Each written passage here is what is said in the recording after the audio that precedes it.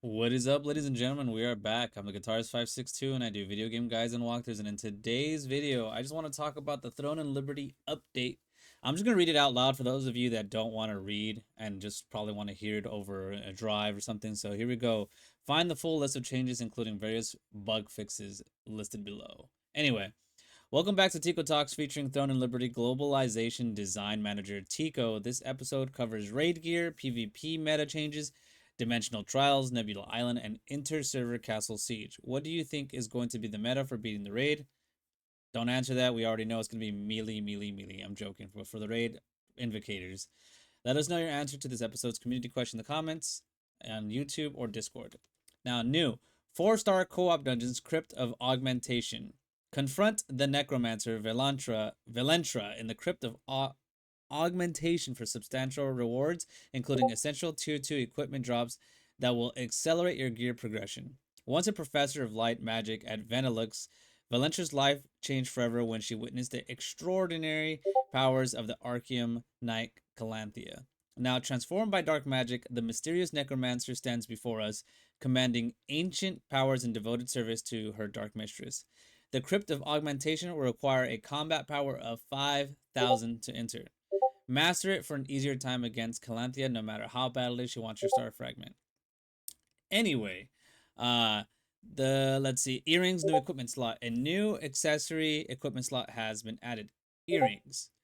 The earring slot is available automatically to all characters after the 2.12 update. Earrings can be acquired through various content such as Tier 2 tokens at the All Things Merchant, Nebula Island, co-op, and solo dungeons, along with Talandri ARC bosses. Anyway, the combat system now recognizes when an attack comes from front, rear, or flanking directions. Multiple abilities have been updated with the positional damage or effects based on attacking from the flank or rear of the target. So take a moment to review your skills for potential benefits. Inter-server siege. Castle owning alliances can now take part in an inter-server siege event every 3 weeks, pitting castle owners on different servers against each other in siege combat. Um, but yeah, what do you guys think about that part so far? Because it sounds pretty interesting. Anyway, um, let's see. Alliances will be paired up, and both sides will have an opportunity to attack and defend. A portion of tax revenue from each participating server will be added to the loot pool. Um, let's see. What else do I gotta see here? Let's see. Added to the reward pool and divided among the participating alliances based on the outcome of the battle. Emerging victorious will reward participants with a temporary title, temporary cloak cosmetic, chaos runes, and consumables. Victorious alliances will also bring a 48-hour server-wide buff to their home server. That's insane. So that means granting all players on their server an increased abyss point efficiency and combat damage bonus. Probably watch it be like 1.5%. If it's like a 50%, that'd be pretty cool. The less victorious alliance members will receive a selection of consumables and chaos runes for their efforts. The first inter-server siege will take place on June 15th with eligible participants based on the outcome of the regular sieges on June 1st. Now, this is the part where it gets kind of interesting. Mystic globes and mystic portals have inexplicably been swapped for lucky bags. Gather lucky bags around Silicium from May 29th until maintenance on June 11th for additional rewards and stolen items. Fortune beckons from May 29th until June 11th. Complete various activities such as co-op dungeons, dynamic events, field bosses, and Amatoy expeditions for a chance to earn net extra rewards like the golden ARCHBOSS weapon selection chest. So what exactly does that mean? Does that mean you're going to get an actual ARCHBOSS drop, or is it going to just be the name of the thing and you get some really solid stuff like ARC accessories, ARC armor, etc., etc.? Who's to say? Anyway, Colorcraft Amatoy Expedition winner. We ask you to color in the growling wolfy Amatoy images with your own personal touch as a part of the Colorcraft Amatoy Expedition Discord event. Following the community vote, we're excited to announce the winner in the Discord. Anyway, it just goes on to talk about the UI changes, the dagger, greatsword, longbow, spear, all the different things. The main thing I really wanted to talk about, which was really crazy, was the fact that they literally said that there's going to be a golden ARCHBOSS weapon selection chest. Fortune's Calling event, which beckons from May 29th until June 11th. So doing co-op dungeons, dynamic events, field bosses, and Amatoy expeditions for a chance to earn extra rewards like the golden ARCHBOSS. So my thing is, if anybody knows anything about the Amatoys, 8 hours gets you the bag consistently versus like the other ones. Maybe stack bags early, maybe you get it from that. Who knows? But other than that, field bosses, dynamic events, it seems the same. So I wonder what that entails. Anyway, I could go over the UI, the combat, crossbow. You know what? Let's go ahead and go over it because why not? That's why we do these things anyway. So let's look at the new general collection codex. Added the miscellaneous collection codex with additional collections to complete and new rewards, including materials and profile frames. Morphs increase the level cap for dash, glide, and swim morphs levels and bonuses. So it's no longer 5. It's probably going to go up to like 6. Nebula Island combine basic and greater Nebula Stone merchants into a single shop merchant. Field bosses. That's actually a nice quality of life change. Players will no longer be pulled into a Dominion event after leaving the party that signed up for it. Nice! So that means they fixed the Dominion exploit. Events. Festival of Fire. Fixed a rare issue causing Phase 2 to not be complete after extinguishing all fires around the Chief Priest Brazier. Cooking enticing cream pudding. Change the bonus wild can damage resistance effect to bonus construct damage and resistance effect. Okay, that's actually kind of huge because there hasn't been any construct food.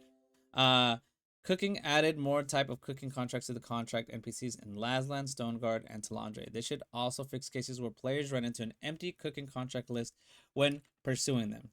Remove the setting for always use amateur recovery in PvP combat, which do not actually use recovery items. Siege, slightly increase the duration of Fontaine's blessing applied when respawning during siege or tax delivery events. The Crimson Manor fixed an area where players could get stuck if landing from a glide near Snowburn Summit. They have so many areas like that. They have that in near Packy. They have it in Levi. They have it in Digon. So there's more than just that place that they need to fix. Cosmetics. Fix various rendering issues with the casual chick outfit. PlayStation only servers. New characters created on the PlayStation only server will once again receive a complimentary server transfer ticket.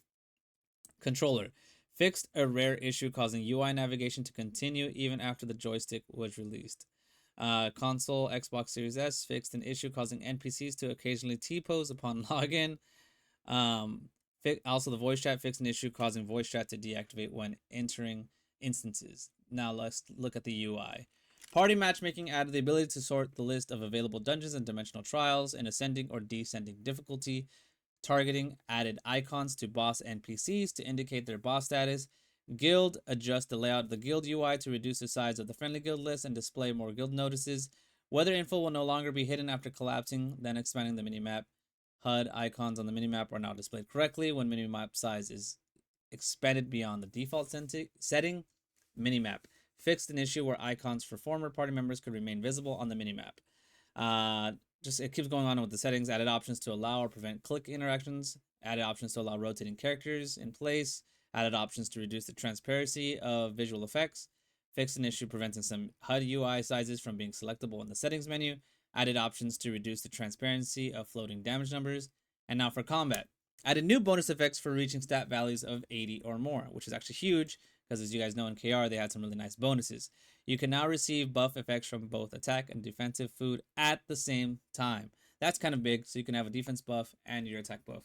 So, Ackman's Bloodletting Crossbow. Ackman's Fragment effect will now only trigger when the Selfless Diffusion skill is active, which is actually one of the dumbest things I've ever heard of because I don't really use the Ackman. I have one. I know what it can do, but that's the whole point of a boss weapon is for it to have an ability. The fact that now it can only trigger during Selfless Diffusion only means you can do the skill off cooldown of depending on your cooldown reduction, it could be 12 seconds or 15 seconds, depending on how much cooldown reduction you have in your build. But the annoying thing is crossbows were already having an issue other than the Crowdy crossbow and the Ackman's and Queen Bellandir's already got nerfed to the ground for the most part. You just need high enough crit to even proc your bonuses, and even then, people are stacking 2,000 to 3,000 endurance, so you're not even going to be crit. You either have to go full glass cannon, and if you do, you're just an easy target. But that's the only way you're going to get any kills. That's just my opinion from what I've seen. And the only one that really needs a slight nerf, I would say, is Cordy's. Ackman's, they should have just left it alone because there's already a rampant melee meta to begin with. You rarely see as many damage players in large scale because it's usually an SNS spear, SNS greatsword, or a greatsword dagger constantly in parties along with a longbow wand. Liberators are basically non-existent. Crossbow. Wild Barrage fixed an issue causing the incorrect icon to be displayed in some locations when the Wild Barrage specialization was active on Merciless Barrage. Nimble Leap. Whirlpool specialization. Movement speed increased within the whirlpool area reduced from 20% to 15%. So they're reducing the crossbow even more, even though they didn't really need it. Wind Snatcher. Maximum movement speed bonus reduced from 50% to 30%. Agile Strike. Reduced the movement speed bonus from 3% to 2%. And Mastery. Mirage Dancer. Reduced the movement speed bonus from 10% to 8%. Like, they're just making it so much more difficult to play other classes. And like I said, this is already a melee rampant game currently in the current meta, where they're just nerfing a lot of DPS classes for the reason that some players just don't know how to build hit. Prime example, like a greatsword can reach up to like 4,000 hit if you really wanted to, but then what are you sacrificing to get there? But sometimes that's kind of like the build you're going for. Now let's go for the dagger. Camouflage Cloak. Duration reduced by 3 seconds. Slightly reduced the duration extension provided through specialization. That's a small nerf, honestly, because most of the time daggers, I mean, like you could have with buff duration have that thing going for an eternity. But 3 seconds, I feel like it could be nerfed a little bit more because cloak should be a way for you to get in and get out, but not for you to actually have a full-on stealth where you can spend 15 to 20 seconds stealth to make a movement, basically. It's just too strong. I would even say 5 seconds it was needed, but that's just my opinion. It's not a fact. Greatsword. Mastery, Reckless Assault fix an issue where Reckless Assault was not applying the additional 50% boost to Raging Frenzy, so they're making it even stronger. They're making it what it should have been. Blood Devotion. After being affected by Blood Devotion, players will now be unable to receive the effects of Blood Devotion again for 45 seconds. And honestly, it doesn't really matter because by the time it comes back, it already has a long cooldown of that anyway. It's just they're not going to have 2 Greatsword stack in the same party comp. So I wonder how that's going to affect the tournament. Anyway, Longbow. Healing Touch. The amount of healing provided has been reduced by 16%. It wasn't that bad. If you couldn't kill a Longbow player, you were just, honestly, you don't know how to, you don't have enough burst to kill a Longbow player. Blitz can no longer reset the cooldown on Wand's Fountain of Life. I mean, that's the whole point of Blitz. Like, Blitz literally states that it uses a skill that resets everything, and that's just ridiculous. I mean, the whole point of being a healing class is to be a healer, and now you're nerfing the kid a little bit more. I mean, nerfing that is not really gonna fix the issue of what people are struggling with right now. It's just people's builds are so tanky. The fact that people's have a high HP pool, high endurance pool, or a high evasion ceiling. So I guess Blitz can no longer reset the cooldown on Wand's Fountain of Life. No big deal because they're just gonna have 2 healers in the party anyway. So Spear. Rupture. Fix an issue where Rupture ignored weaken resistance.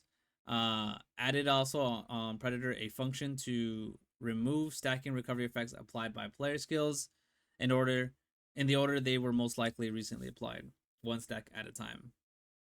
And you might not think that's a big deal, but like really read what it says. Added a function so that it removes stacking recovery effects. So let's say Healing Touch, gone. A dot from the Clay Salvation, gone. So, or you know, it's too early to say gone, but like honestly, literally that's how it reads. Sword, Provoking Roar. This ability now focuses their users to the top of the target's aggro list for 6 seconds. Okay. 1. Blessed Barrier. Fix an issue causing the player's buff duration bonus to not apply to the secondary buff applied by the Blessed Barrier. That's good. That's nice. Swift Healing. Mana cost of Tier 2 and 3 Swift Healing has been reduced to match the cost of Tier 1. However, the amount healed by Tier 2 and Tier 3 is also reduced. I guess they're trying to make it so fights end a lot shorter, so that's reasonable. War Games. Spectator Mode. Additional features added to a spectator mode, including quick swap saves for following the specific characters, UI improvements to reduce on-screen clutter and camera rotation, sensitivity settings. Fix an issue causing the camera to become stuck underground when entering a War Games match as a spectator while dead. Fix an issue causing spectators to occasionally swap from tracking mode to free roam mode. And fix an issue causing the camera to become stuck when navigating to specific areas. Portals and pitons can no longer be targeted while in spectator mode. The camera speed settings now affects the camera zoom in, out speed as well. So that's pretty much it. 15-minute quick read of what's going on. I'm looking forward to the ARCHBOSS event, but you know, if it's anything like the World Boss Selection Chest, it's gonna be fucking non-existent. I'm gonna be completely honest. I've gotten one on my entire time playing this game out of doing every single boss, opening 2 boxes at a time, 10 boxes at a time, even 20 boxes at a time of a world boss. So I'm kind of interested to see how this is. Knowing them, they're gonna fuck up the event somehow, and everyone's gonna get an ARCHBOSS event if I know them for what they do, which is not really test their event full. You know, like they've never done something like this before, so there's gonna probably be full of bugs. And you guys remember the Goblin event? They had a Goblin spawn every hour on the hour. So doing this, who knows? Looking forward to the potential bug, but I hope they don't. But I think the changes that they're having is way too melee heavy. I feel like they are making a lot of classes kind of non-existent that doesn't have a dagger in their hand. It's if you're either melee or you have a dagger in your hand, and if you don't have either of those, you're pretty much non-existent. Because longbow one, that's different because you're an endurance and you're in healer, so you're already very hard to kill if you have a proper build. But like invocators, or if you're gonna be a liberator, anything that doesn't have a dagger in their hand, it's gonna be very impossible to play this game. Possible, but it's not gonna be fun. Like I've had a bunch of different liberators in my build, whether if they build endurance, now they don't kill as quickly. If they build a glass cannon, they're gonna be targeted and deleted in the blink of an eye. So I think they need to nerf a lot of the melee classes a lot, and that's just coming from me as a SNS Greatsword, SNS Wand, Greatsword Wand player. I know that the class is just too strong. Like I switched over to my melee class again, and off rip, I have like 25 to 2800 hit, where I haven't even really tried to spec into any of that. So, and I think that's ridiculous because in my evasion build, which I have like 3500 to 3800 evasions, close to 4K. Honestly, I do have a 4K evasion build. I still get hit by melee classes in arenas, and that's not really an issue for the build. It's just the fact that the ceiling of the greatsword or any melee player is just so high that it makes your build pointless. So at that point, everyone will just run the meta and just switch to like a melee player, because that's the only way that you can efficiently fight another melee player. I mean, unless you have like what 4 wand players on 1 DPS. But that again, all opinions. I'm just saying I play small scale, large scale, and arenas, and I can already tell you right now that I feel bad for a lot of the evasion players because it's just rough for them to get hit by multiple melee players. I'm just saying, like it's just true.